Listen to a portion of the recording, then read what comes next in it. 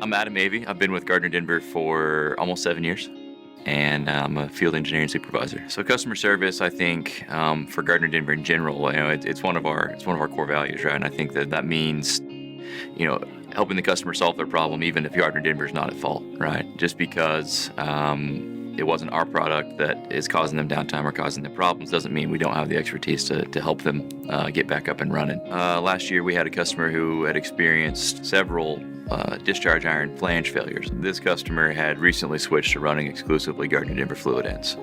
Gardner Denver fluid ends last considerably longer than the rest of the competition, and after switching to our fluid ends, the fluid end was no longer the weakest link in the chain, and they began experiencing flange failures. So we worked with them to develop a custom flange that would meet their service life requirements, and also worked with them to enact a preventive maintenance program on their flanges so the flange failures would be eliminated. And I personally oversaw the quality inspection process for these new parts, made sure that everything was the way we wanted it there, and installed the first couple in the field. And by and large, it's gone well. It's worked. Part of working for Gardner Denver is having pride, knowing that we have the best products in the industry, coupled with the best customer service in the industry.